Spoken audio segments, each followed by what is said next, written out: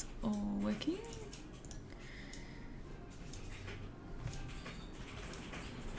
Woo! Yay! Okay.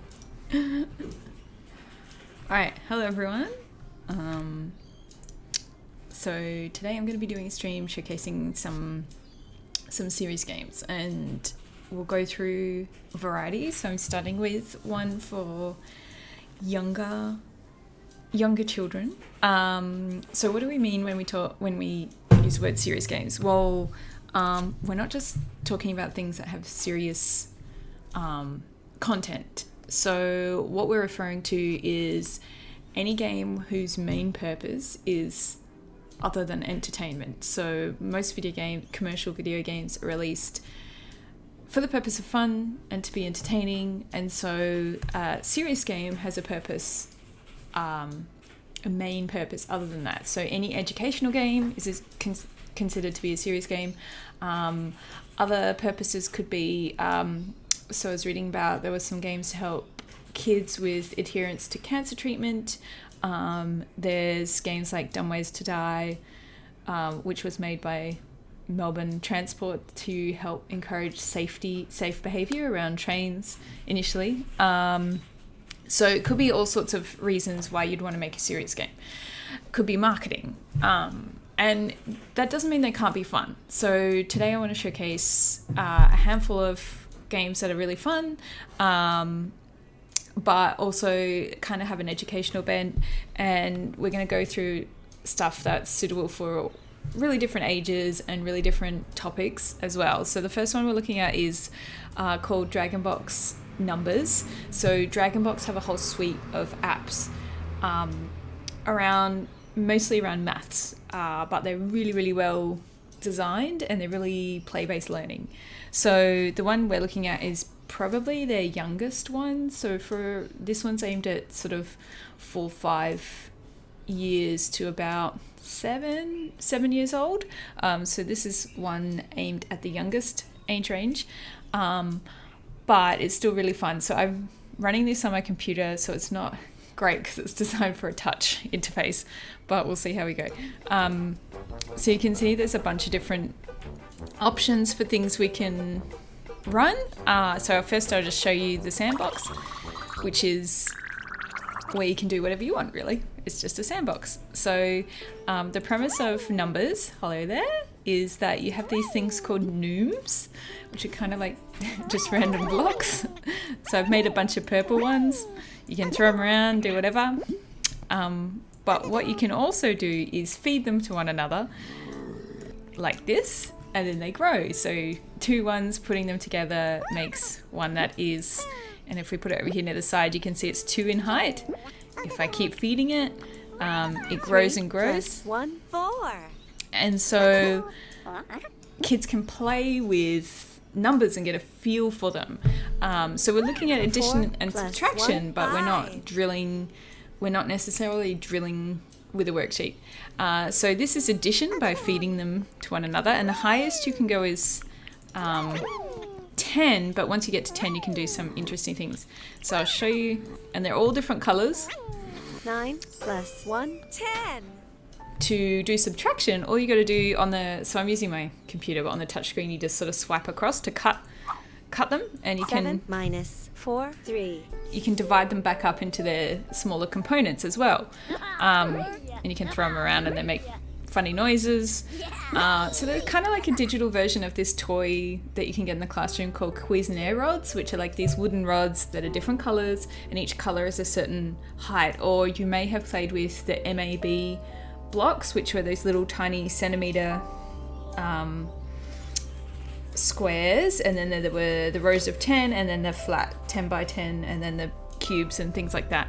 So that's what this game is all about, just playing with numbers and getting a feel for numbers. So for about 5, my daughter's 4.5, she's been messing around with the Sandbox. She really likes that. 7 + 3, 10. So if you want to go higher than 10 you can, but what it ends up looking like, I should just make another tall one, is we start you'll see it, sometimes it even has a plus symbol between the two monsters as we start getting taller and taller. And you can go quite tall. I think you can go up to about 100. And the little dashes help kids get a feel for how big things are. And yeah, there you go. So now we've got a plus. So these two are joined together. So we've got a 10 and a 7. So we've got 17. So 10 is the highest you can go as one monster, but you can join them together and build things not infinitely tall, but pretty tall. So yeah, that's the sandbox mode, and you can make a lot of monsters before it stops letting you make monsters. So that's really fun to play with, and again, you can just keep cutting them and 10 messing around with them that way. 5. So I'm going to show you some of the other features of this game. So as well as the sandbox, which is a really great place to start, we've got ladder, which is kind of like the sandbox mode, but it's a puzzle. So it's going to start off really, really easy. So in this level, it's asking us to get to the star, which is at 1, 2, 3. So we need to make a monster that is 3. So it's starting 3 really easily. 3. And as you solve the easier puzzles, it will unlock harder puzzles. So this one's wanting us to go to, and if I count the dashes, 1, 2, 3, 4, 5, 6, 7, 8, 9, 10.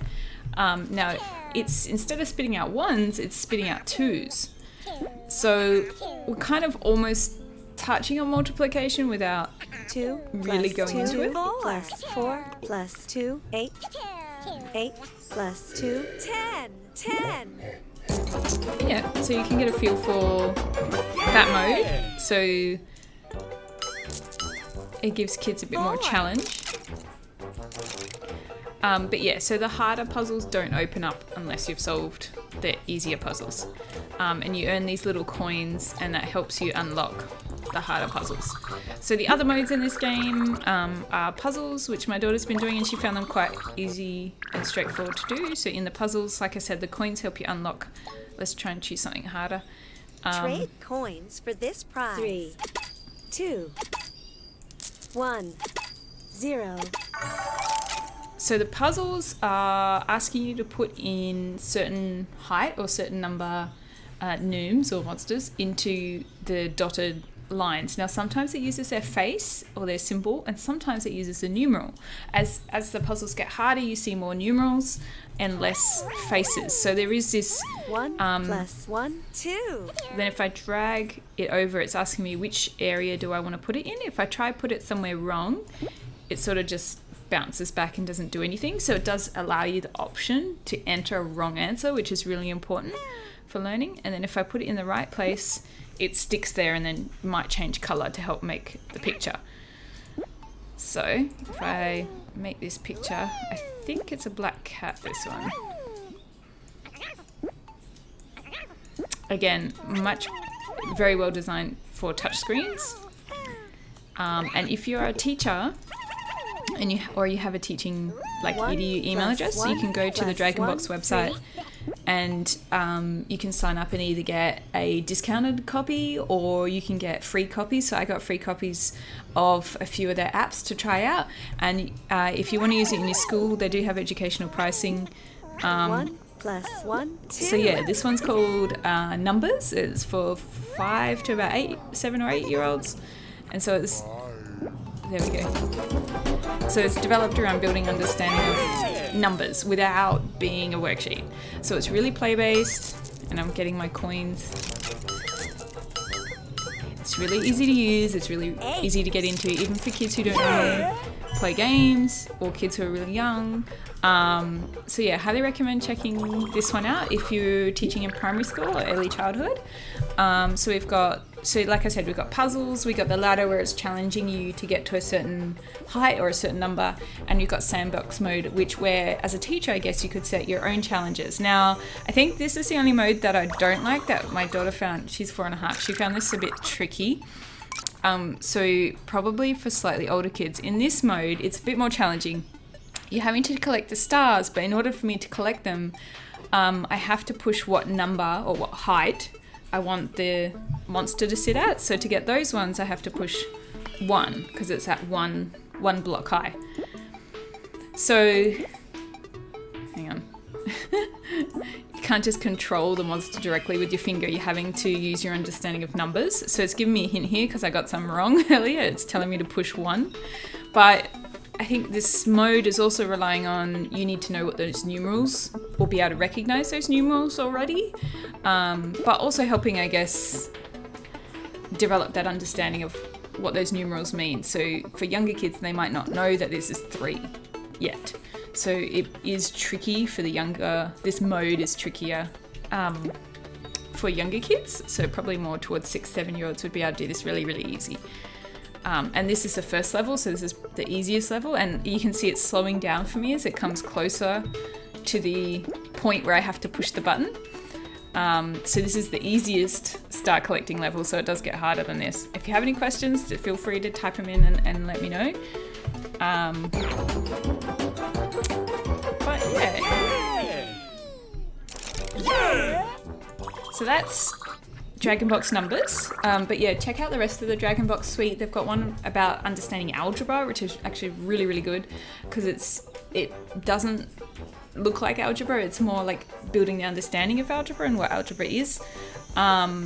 So yeah, really highly recommend checking out their whole suite of apps. They're really, really well designed for building understanding of what's going on rather than just memorizing stuff. So that's Dragonbox.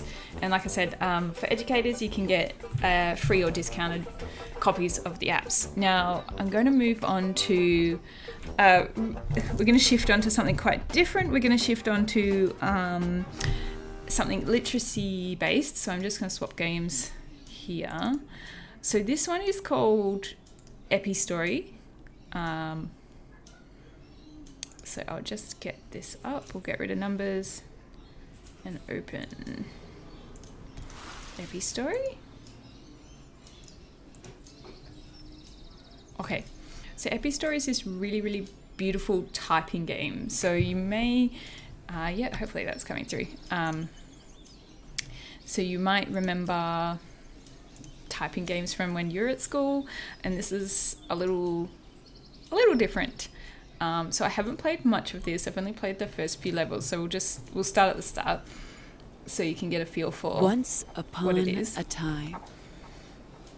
It was the best of times. It was the worst of times. There was a girl, and she rode upon the back of a great fox. But they were lost. They had always been lost. Until a path appeared, and so she followed. Alright, so the controls for this game are based around typing and touch typing, but also it has an element to literacy to it, so I can't just use WASD or the arrow keys like you would expect, so I'm having to have my left hand for the E and the F and the right hand for the J and the I. Which is weird. The path leading her. And as I'm playing, it's adding to and telling the story. She didn't know. It was just there. So you can use your usual gaming controls, but if you want to learn to be a better typer, which I think is an important skill that we kind of forget about. All of a sudden, she knew where she was. I don't usually have my hands here. The woods had sheltered her as a child. So I want to get a bit further on to show you the literacy aspect of this game. The path was blocked before her. Okay, so this is where the literacy side comes in. Now it's going to start really basic because we're right at the beginning. So in order to interact with a game, you don't click or press buttons to interact. You have to type words. So in order to get rid of this blockage, which is a tree trunk, another word for it is lumber. So I'm having to type that word. Now I'm immediately wanting to use WASD here, but I know, and you can see them. Reminders for the controls have disappeared, so it's getting harder. She remembered planting flowers. Okay, so I've got to press space to display the words I got to type, and you'll see they're not necessarily commonly used words, so it is helping to build vocabulary, and perhaps if they're not words that kids know, they could look them up or find out what they mean. So I could see this being useful for upper primary in particular. Whoops, I'm still in... Oh, okay.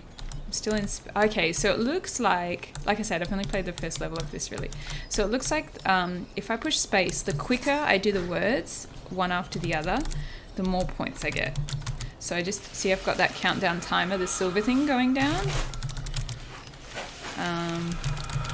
I can't properly touch type, I do have to look at the keyboard. Oh, trunk. I missed that one. Okay, great. Oh, okay, so where are we going? She felt the woods begin to wake up around her.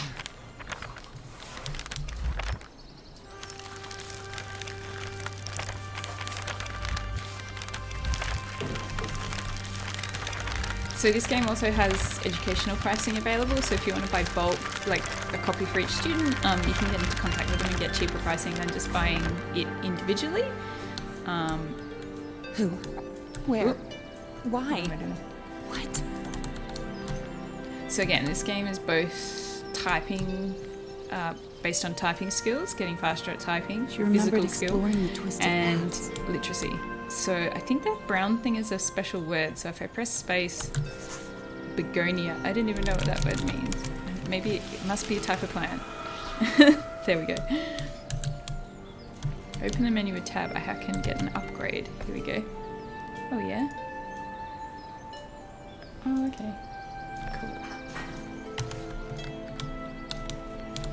So yeah, I'm into basically the whole way of interacting with this game is typing. Okay, so oak, type of tree.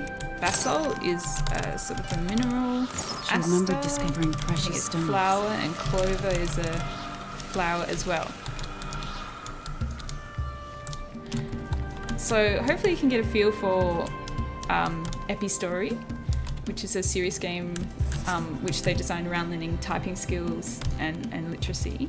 And if you have any questions, feel free to type them into the chat. The more she remembered, and let me know. the stronger she... And I will double check that my chat is actually working so that I am actually able to see what you're saying.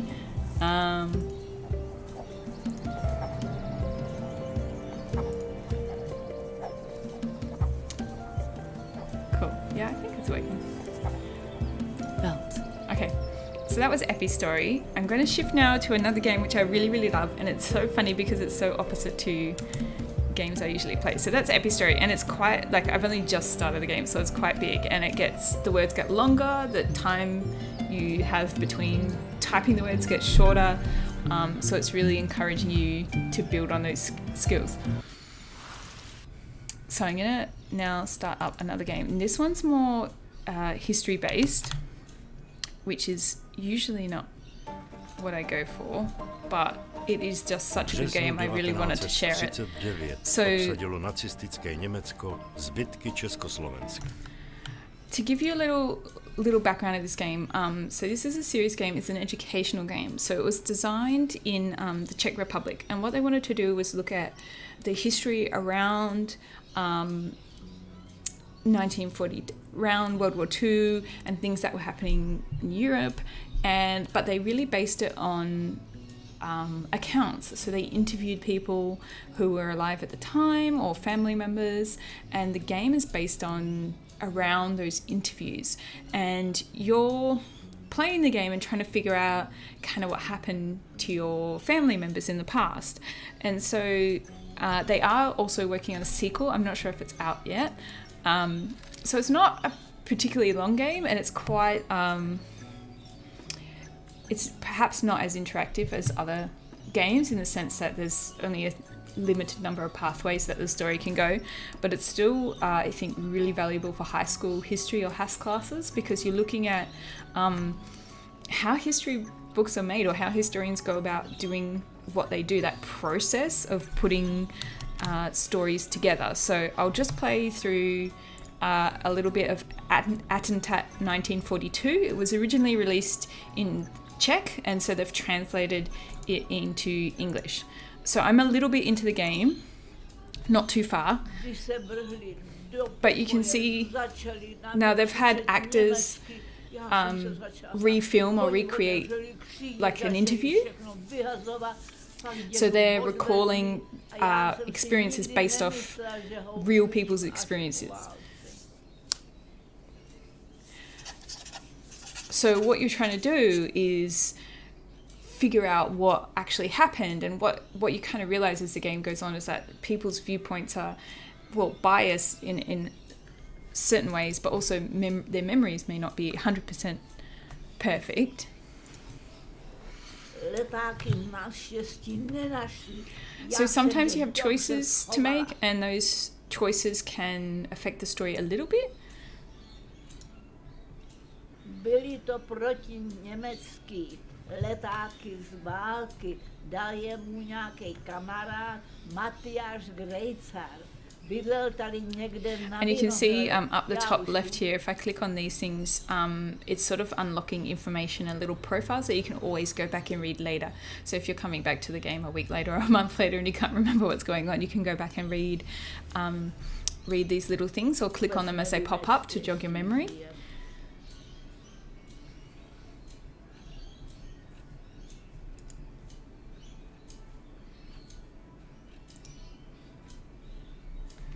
So it's almost like a simulated interview, and then certain flashbacks are sort of played out with these interactive comic-y sort of panels.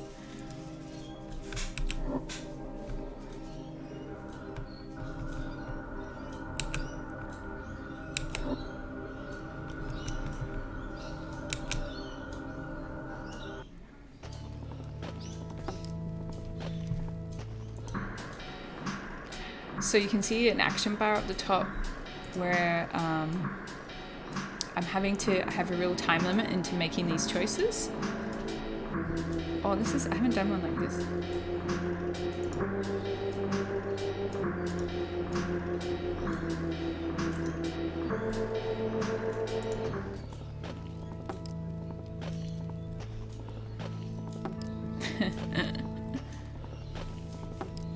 Okay, so I'm trying to, it looks like, because I didn't come up with a sentence close to what the truth was, I have lost points. Because I didn't interview her enough initially before I went to that sequence.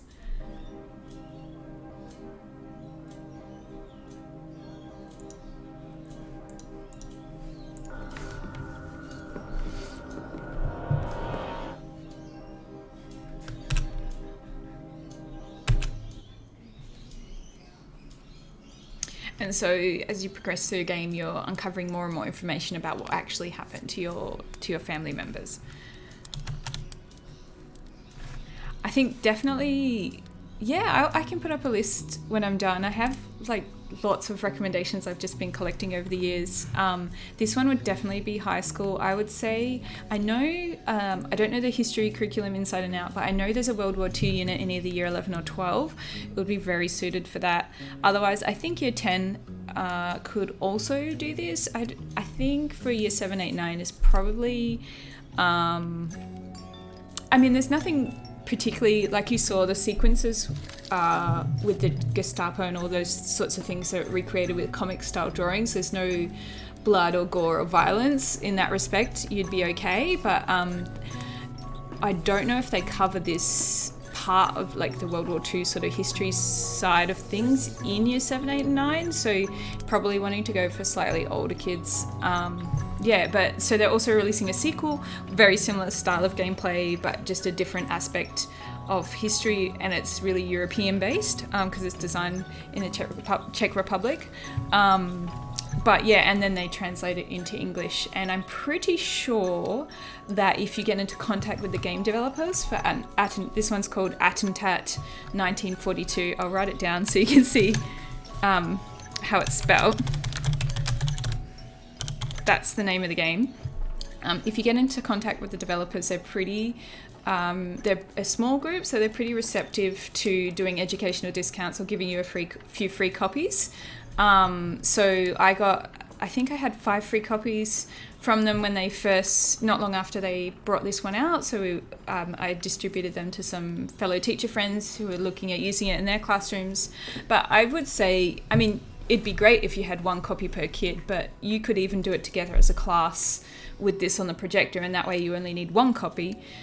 But yeah, it's a really, or you could set it for homework or something like that. I think it's a really, really well-designed game for the HASS curriculum. Like I said, I don't know HASS curriculum very well because I'm the opposite side of things. I'm a teacher, but it's just such a great educational game from all of the ones I've seen, and there's not that many history ones out there. So I think definitely check out Attentat 1942 and the sequel, and I can't remember the name, but it's a similar format. It's like the name of a town and a year. I think it starts with C. I'll have to look it up. But yeah, so I'll leave it there. I don't want to play too much more, but they did actually try and base it as much in truth as possible, and then got actors to help them create those scenes where you're interviewing like your grandma. I think that character is meant to be. So yeah, definitely check it out. Highly recommend. Attentat 1942. I'll exit that one. So yeah, you can put on subtitles. It is available in different languages as well.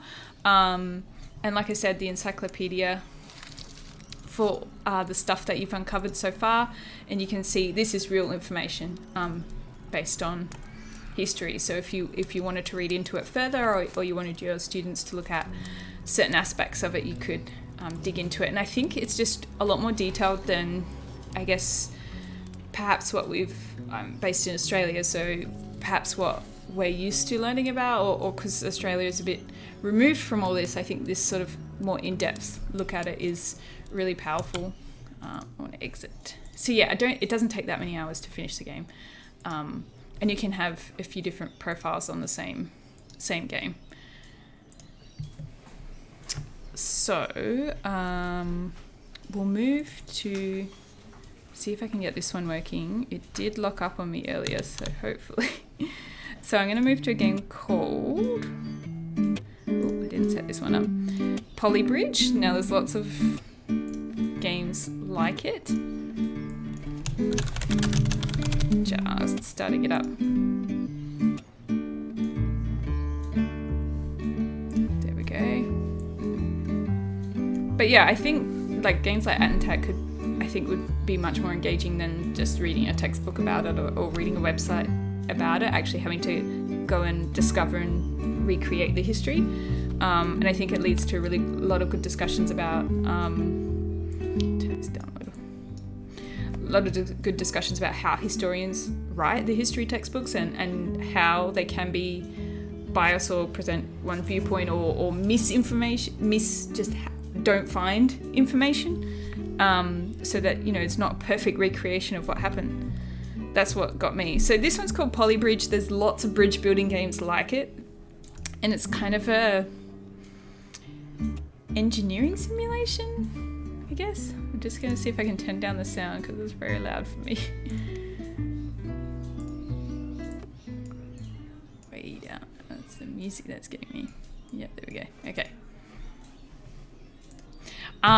So I'm in the very starting levels, but basically what this game is about is building bridges. But it's like it has a physics simulation that you run. So at the moment I'm in the tutorial, so it's telling me what to do, and it's showing me how to build a good bridge. So once you have a budget, so there is a limitation on how many building materials you can use.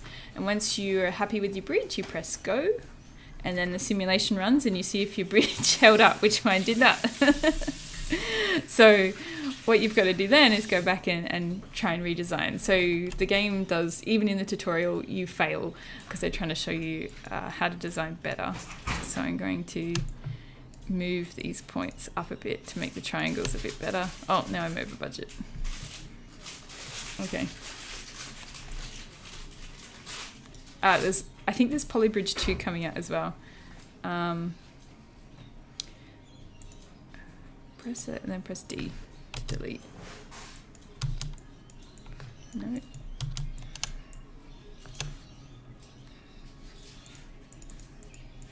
What do you want me to select?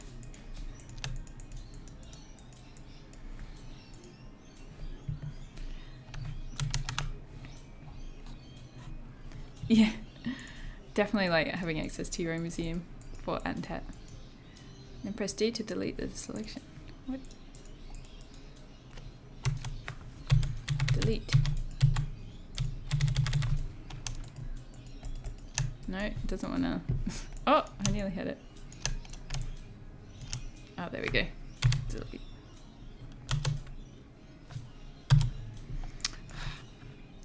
The controls in this game just. There we go. Okay, delete. There we go. Okay. So we need an arch. So this is more engineering and structures than anything else, which kind of fits into some of the science curriculum. There we go, much better. And you can see the load, little percentage load thing going on at the bottom there. And it gives us how much we spent, what was the max joint stress, and like how many meters of material we used. And so I'm still in the tutorial, so it's pretty straightforward. So you start with road, and then we want wood. So we're going to make a triangle-y one again. Triangles are really strong shapes.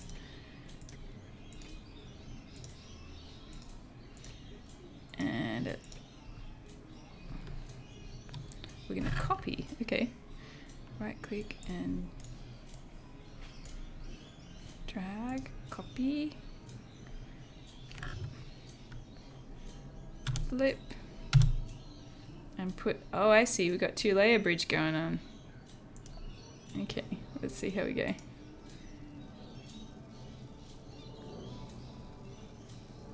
Too easy. So you can see I haven't got any online stats going on because I'm in the tutorial, but when you get to the other levels, you can pay yourself to the leaderboard. Oh, I thought I passed that one.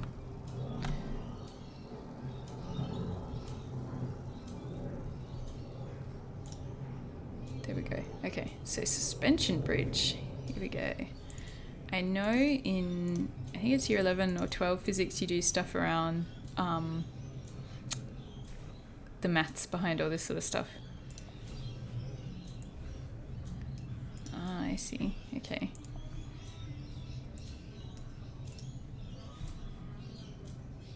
It's like the tracing filter will replace it. Ah, I see. And rope. So I'm using quite different materials now because the rope and the cable won't be static. They'll be sort of flexible. So they're going to interact quite differently to the road and the wood. Yeah. And so these are just the simple, easy levels. It does get a lot harder from what I've seen. And then, okay, yeah, I won't go too much further, but it really changes where these anchor points are on the ground that you can actually connect to, and then it has multiple layers, or it gets quite a lot wider, so it gets a lot more challenging. And then they change the budget to also limit how much materials you can use, so you're having to really think about optimizing your design. I know one of my favorite sciencey activities to do in class was, you've probably done it yourself, is build a bridge out of pop sticks and put it between the desk and see how much weight it can hold. This is kind of like a digital version of doing that. So this one is called Poly Bridge, P-O-L-Y Bridge. They're also releasing Poly Bridge 2, and there's a few other ones with different names that are very, very similar. You can probably also get an app version that's very, very similar to this as well. So looking at developing that understanding of structure and material properties, which generally fits into science. But I mean, some schools also offer like little engineering or STEM classes, so this would fit really well into that as well. I had another sciencey, what else did I have? I had another sciencey game to show you, so I'll close Poly Bridge. And all the bridge ones that I've seen like this are quite cheap because they're smallish games. I think I've seen it on special on Steam for like $7 or less. So they're pretty inexpensive. So I wanted to show you again, this is a slightly older game, but there is a sequel out now. And this game is also available on VR, which is an absolutely amazing experience. So hopefully, there we go. So this game is called Universe Sandbox. There is also now, so this is the original version. There is also a sequel called Universe Sandbox 2, and you can get, I think on the second one, there is a VR compatible version where with the right headsets you can see the simulation in VR, which I have tried, and it's really, really fun. So what it is it's an educational game. It's just a pure, almost like a pure simulation, but you can kind of mess around with it. So you can simulate a whole bunch of different things. I haven't got the second one on me, but on the first one, at least we could do the solar system, local galaxies, individual planets and their moons, or other different situations. But if I just open the solar system to show you what it's like. Now, I have used this in my science class with I think it was year 7s and 8s, I think through year 7 to, actually through the whole, even in primary school through to high school, one of the topics you do is Earth and space science. So some of the years, not every year, but in year 7 and a few of the other years, you do focus on the space science side of that more than the Earth science side. So this is running a simulation based on real maths. So you could do a lot of maths with this game as well. So I can pause the simulation, I can speed it up, slow it down, and all sorts. And you can also get a feel for, even just immediately, the sort of scale the solar system operates on. So normally at school when you draw your little diagrams, all the planets are huge and close together, but if we look at this simulation, you can see they're quite far apart and they're tiny. We can't even see the planets, we can just see their coloured orbits, and even the sun is just a spot there. And so it's not until we're focusing in on the sun here, so it's not until, if I focus in on Mercury, it's not until we zoom in quite a lot that you actually get to see the planet how we sort of imagine it in our heads. So each planet and each thing or object you see within this simulation has all these properties to it. That's where I think you could do a lot of maths with this as well, even though it's like a sciencey theme. It's got mass, it's got a certain diameter, a density. Now, you don't have to pay attention to these numbers if you just want to mess around with the game, but you can if you want. So what the game allows you to do is to mess with the simulation. So here I can turn Mercury into a black hole, I can delete it and see what happens, I can change its size, I can change its name, I can change where it is and its velocity and see what happens. So it just like the name says, it's a sandbox and we can play with everything in it and just mess around with it. So if I go to Earth, for example, you can see Earth here. It was really great. I think in year 7 we were looking at phases of the moon, so we looked at Earth and moon, just the Earth and moon going around, and the sunlight hitting the moon, and why on Earth it looks like the moon is changing shape, but it's not really. So we were looking at that. So for example, if I make Earth, if I make it I want to make it really big. I can make it orbit something else. Oh, I can explode it. Let's do that and see what happens. So I've got to play the simulation. Let's explode. Did it explode? No, it's still there.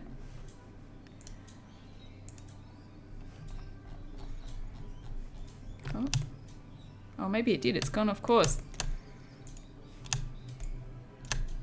I don't know where I am. We're lost. Yeah, it must have. Oh no, it's there. Okay. No, let's do something else. Let's make it huge. Let's make the diameter of the sun. Now the density is locked, so it's going to be, actually probably be denser than the sun. So let's see what happens.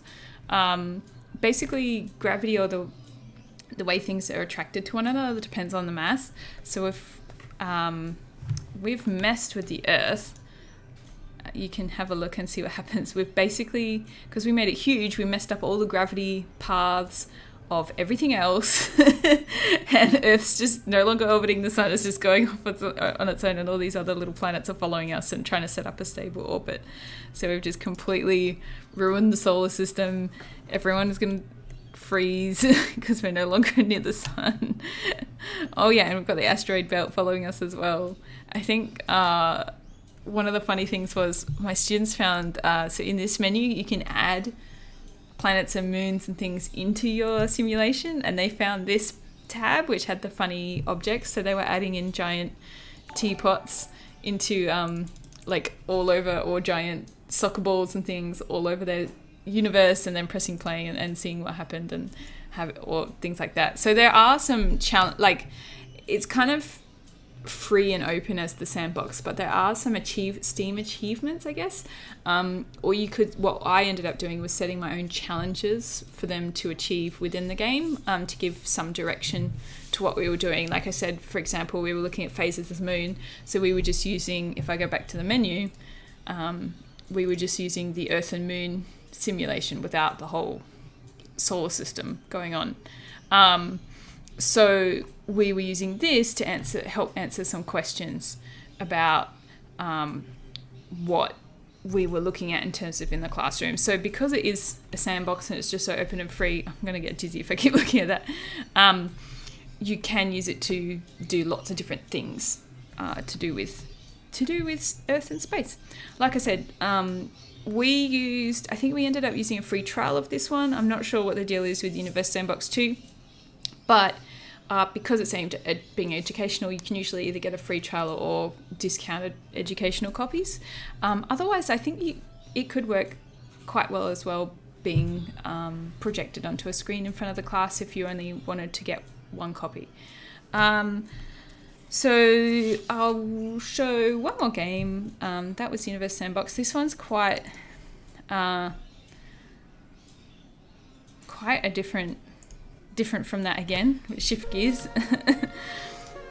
So I'm going to open it up. So this one's an interesting one. It's kind of not necessarily aimed at being educational.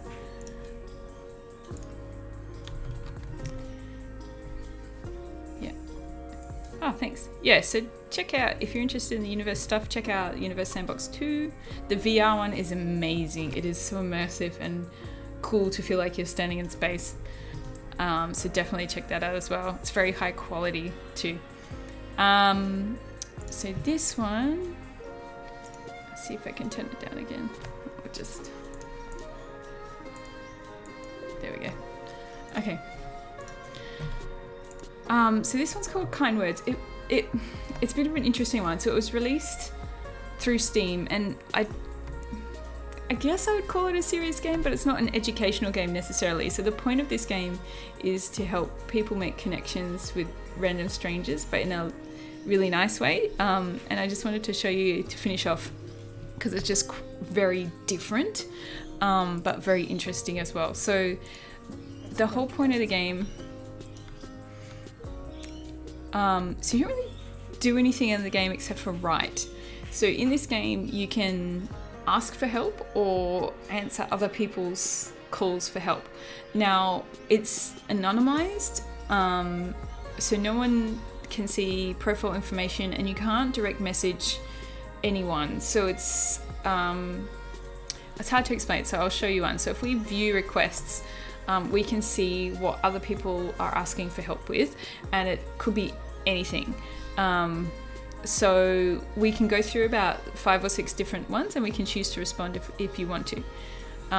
So like I said, you don't know what you're going to get, so for student usage wise it may not be suitable, but I just think it's a really interesting game. So it's all sorts of things.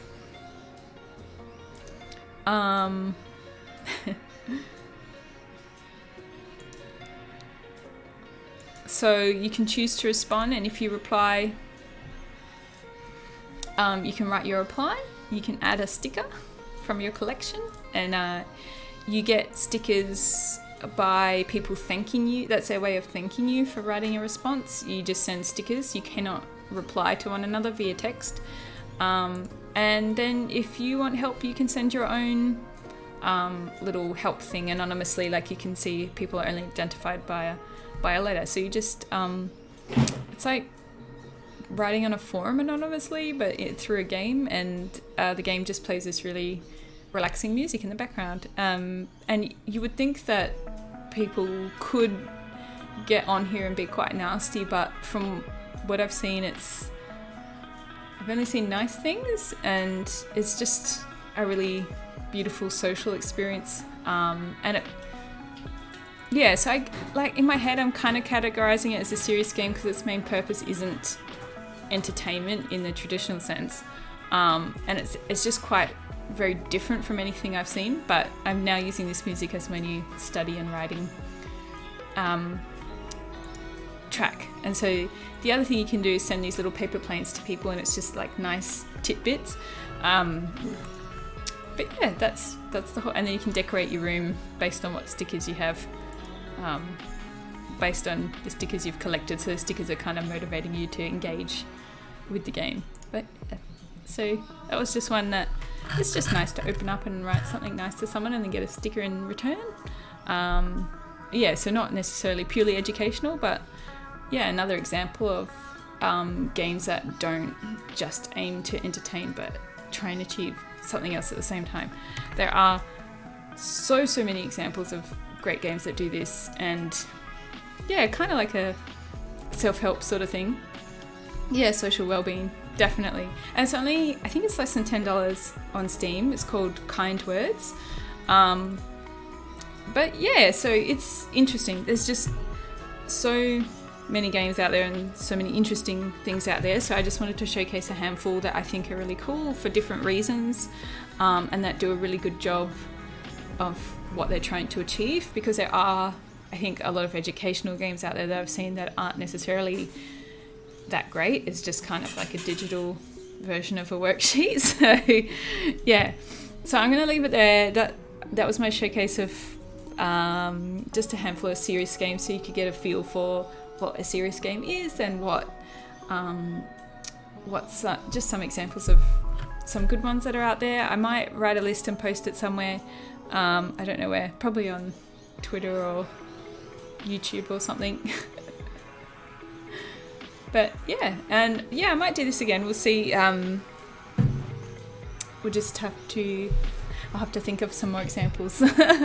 I'm actually really keen to start investigating. So I bought the new Jackbox Party Pack 6, and one of the trivia games has the ability to write your own questions in it. And so it's one of those audience response where the audience responds with the phone.